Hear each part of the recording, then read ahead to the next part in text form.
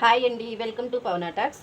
ఇప్పుడు వీడియోలో నేను ఒక శారీని లెహంగా బ్లౌజు ఓనీ వచ్చేలాగా లంగా ఓనీలాగా స్టిచ్ చేస్తున్నాను. శారీ అంటే మీకు అందరికీ తెలిసిందే కదండి, బ్లౌజ్ పీస్కి వస్తుంది. నెక్స్ట్ ఆ పైన శారీ వచ్చేసి బ్లౌజ్కి వచ్చింది, బ్లౌజ్కి తీసుకుంటాం. ఇంకా దాంట్లో మనకి మిగిలేదు ఏముండదు, బ్లౌజ్కే సరిపోతుంది.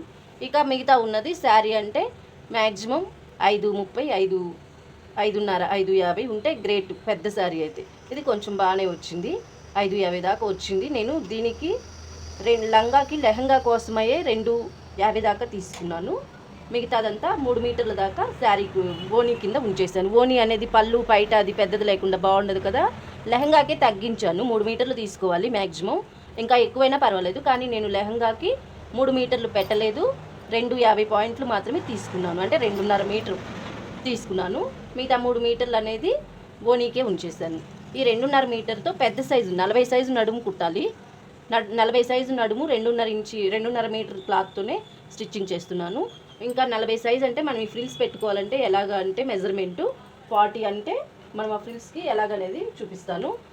చూడండి, వీడియోలో చూపిస్తున్నట్టు మనము 40 కదా మెజర్మెంట్ చెప్పుకుంది. 40 ఇంటూ మనం 3 ఇంచీలు వేసుకుంటే ఫ్రిల్కి వచ్చేసి 3 ఇంచీలు పెడితే కొలత 40 ఇంటూ 3 40 ఇంటూ 3 4 3 12 120 అంటే 120 అంగుళాలు ఉండాలి.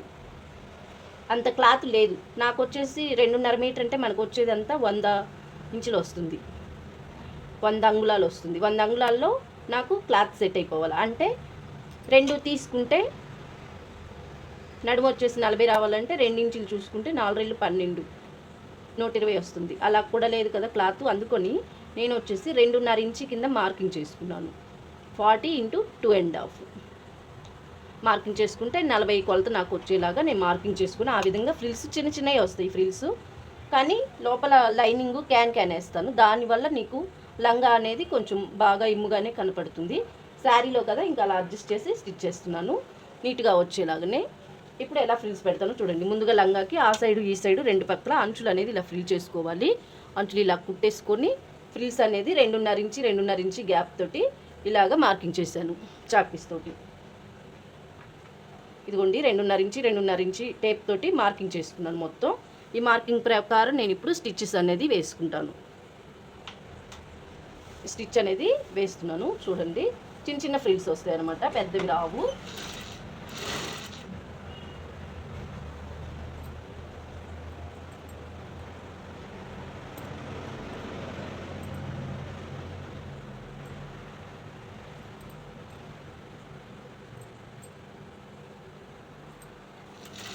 చిన్న స్టెప్స్ వస్తాయి. స్టెప్స్ అనేవి ఎమటెమటే పెట్టుకోవచ్చు, కానీ చిన్నవి పెట్టుకోవాలి. పెద్ద ఫ్రిల్స్ అయితే ఏంటంటే మనకి సరిపోవటం లేదు, అందుకని ఈ చిన్నవే పెట్టుకోవాలి. నడుము అనేది ఎక్కువ రావాలంటే రావటం లేదు కదా,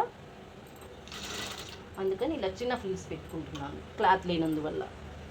లెహంగా అయితే నీట్గానే ఉంటుంది. క్యాన్ వేసి కింద మనము లైనింగ్ అనేది ఎక్కువ వేసుకుంటున్నాం. 3 మీటర్లు వేసుకున్న లైనింగు, దానివల్ల ఎక్కువ బాగానే ఉంటుంది లంగా. క్లాత్ లేనప్పుడు ఇలాగా మనం అడ్జస్ట్గా కుట్టుకోవచ్చు, బాగానే ఉంటుంది.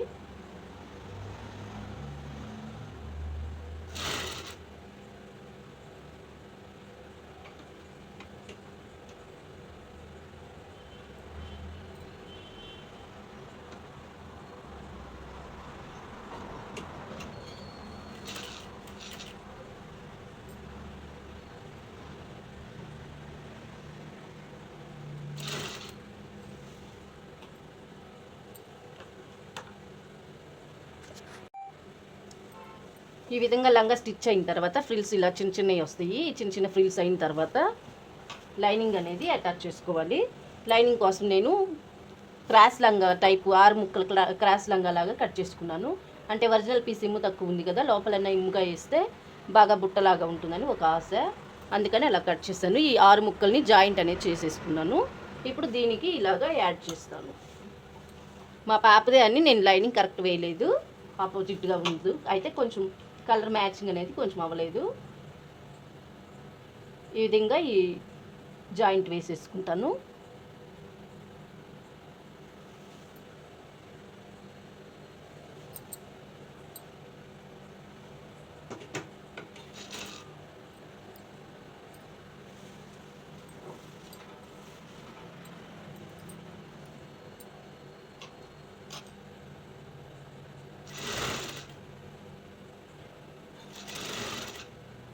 ఇలాగా జాయింట్ వేస్తున్నాను.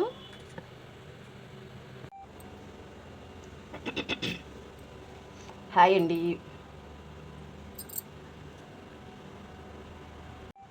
ఇదిగోండి, లెహంగాకి ఈ విధంగా ఫ్రిల్స్ అనేవి చిన్న చిన్నవి వచ్చినాయి, చిన్న చిన్నవి పెట్టుకున్నాము.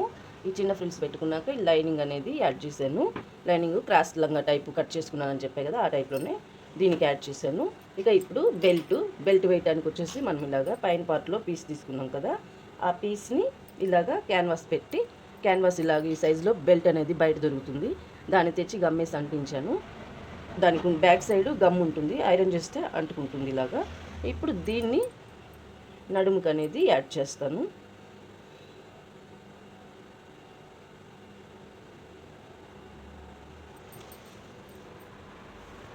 ఈ విధంగా నడుముకి ఇట్లా యాడ్ చేసుకొని ఇలా రివర్స్ తిప్పి మళ్ళీ ఆ సైడ్కి ఒక కుట్టు వేసుకుంటాము.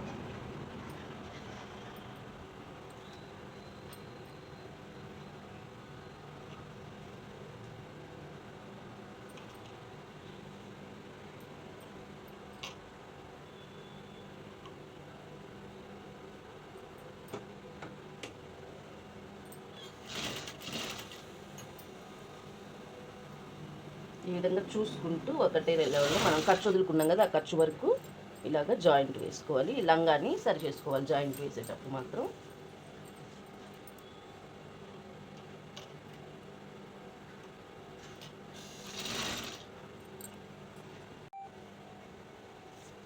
ఇదిగోండి, బెల్ట్ ఈ విధంగా జాయింట్ వేసి కుట్టు వేసేసాను.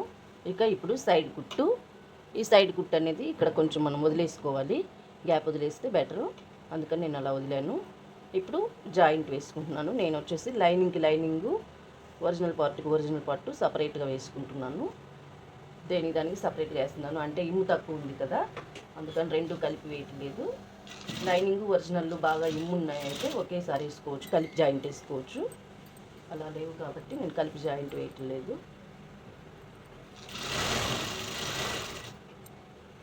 స్టిచ్చింగ్ చేసేది వీడియోలో పెడితే వీడియో లెంత్ అవుతుందని నేను స్టిచ్చింగ్ చేసేటప్పుడు పెట్టట్లేదు, మీకు వివరం చెప్పేటప్పుడు మాత్రమే పెడుతున్నాను. స్టిచ్ చేసేటప్పుడు ఆపేస్తున్నాను వీడియోని.